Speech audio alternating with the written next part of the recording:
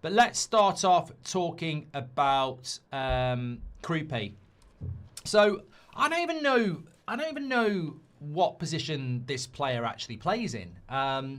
Is he a winger? Is he a 10? Is he a striker? He's only 19. There's a big long list of other clubs looking at him.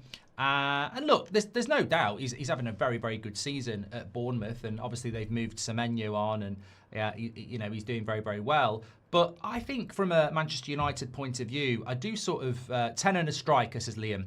I don't know about this. I don't know about this. I want to bring Ryerson in because I was looking at this morning, and look, I think United sort of rule themselves out of these sort of deals. So Julian Ryerson, Norwegian right back, let's say, he's 28. He'll be 29 in November. So he'll be 29 next season when he'd be signing for us if we went for him. His contract is up in 2028. So you're probably talking about 30 to 35 million for Ryerson. Kroupi, you're probably talking 60 to 70 million, maybe more.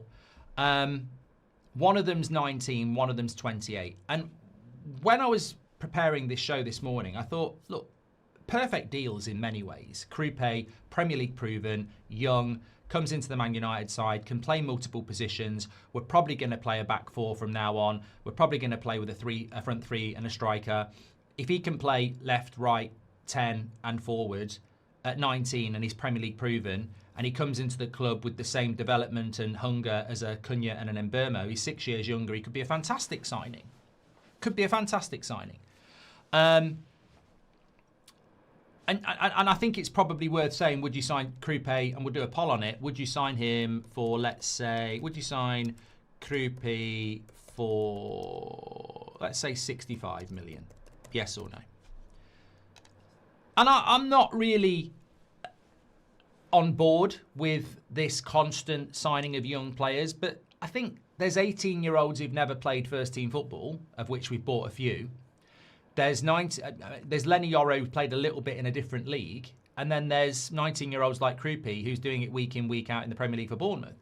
So I think that it's not always about age. I think if you give yourself, look, I'm talking about football here. It's always, if you give yourself that parameter that we're not going to buy people over 26 and we're only interested in people under 21, then you're going to make mistakes. Like, as I said, there might be a 19-year-old in France who's got no Premier League experience, has amazing potential. You bring him into the club and it takes 3 to 5 years to get him up to his potential.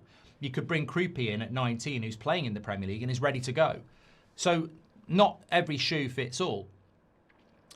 So I think he is an interesting signing. And people might go, well, you're a hypocrite because you say we need ready-to-go players. But you can be ready to go at 19. I mean, you look at Fabregas at 19, took him over a 25-year-old established Premier League midfielder because he played so much for Arsenal and was doing really, really well. So I think Kroupi's an interesting one. The viability of doing a deal like that, well, why not? Why not? We don't know what we're doing this summer yet. But the Ryerson one worries me more because I actually think when you look at him, what he'd bring to our team is exactly what Manchester United need. And yet we won't do it because he's over 26. People are really, really happy with Mazraoui and say, look, the experience of Mazraoui and De Ligt has been a real positive, and it has been. But I also think that when you look at it, Ryerson is better than De Ligt and he's better than Mazraoui because he actually knows how to go forward. But United won't go anywhere near him because he's going to be 29 in December or November. And I think this is just ridiculous. And it does need calling out because he could come into this football club, be a really decent right back for us for 2 to 3 years and ready to go, and somebody that has immense stamina. I mean, I was watching him last night. He's got immense stamina. The Bundesliga is not far off the Premier League. It's probably the closest to the Premier League in relation to speed and intensity. Immense stamina. Superb ball delivery. That's not going to change league to league. I mean, absolutely. The second goal, very little backlift, brilliant cross into the box. I'm very passionate about this. It doesn't have to be Ryerson. You could throw me 3 or 4 other players that are really good going forward. But our fullbacks are atrocious. And it's the perfect time to talk about this because I'm talking about a player that's been linked to us who last night had a hat-trick of assists. We've got fullbacks who won't get a hat-trick of assists all season. I very much doubt that they're going to get three Premier League assists this season, Dalot and Luke Shaw between them. One of them might do it, but they both should be hitting it. And the fact that we won't look at it because Ryerson's like 28, but Luke Shaw's 30 and Dalot's about 27. So it's all right to keep players over 26 who aren't good enough, but we're not going to buy players over 26 who are better than them. And that, to me, is a flawed logic. But it's one that's very, very, very in keeping with this INEOS football ownership, where they've set these ridiculous parameters where they won't buy players over 26. They just won't buy players over 26. They're not going to do it.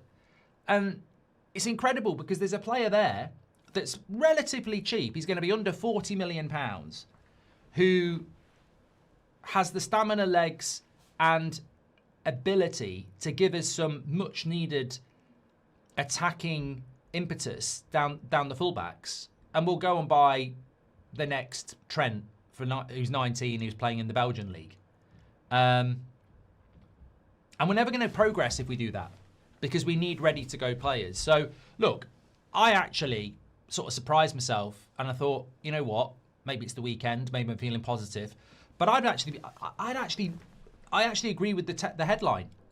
What's the headline today? Perfect transfer swoop. I think these two players, Kroupi and Ryerson, I'd be over the moon with them. I'd be absolutely over the moon. Somebody in the chat says he can actually play left back as well. I don't know about that. Let me just have a quick look. Yeah, I mean, I'm on Transfer Market at the moment looking at his contract, which is 2028, and it does say main position right back, other position right midfield left back. So, I mean, I don't know. I don't know whether he's any good at left back. That's always a bonus. But I think that I think these two would be very interesting signings.